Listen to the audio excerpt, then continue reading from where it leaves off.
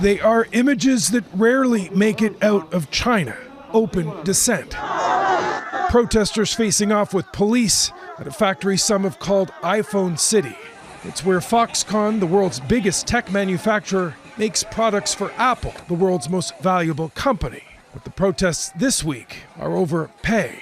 Well, it's quite extraordinary. Joshua Freeman has studied mega factories around the globe. He says this one is basically a campus. Employees work, sleep, and eat on site. Conditions are difficult and the work repetitive. In 2010, there was a wave of suicides. The company actually put up nets to catch workers who jumped from buildings.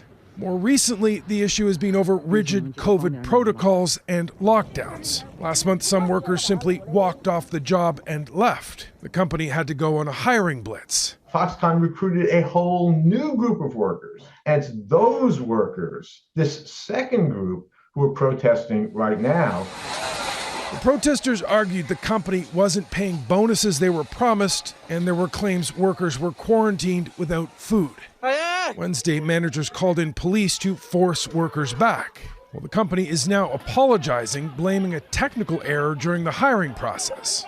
Now, this latest problem may be over salaries, but COVID's been the complication. China's pursued a rigid zero-COVID policy, observers say, and not done enough in terms of vaccinations. It's impacting mental health and welfare, and eventually the country will have to open up. They have had very small numbers of deaths, and in my mind, it should be the number of deaths that drive the decision to have a lockdown that has so much collateral damage.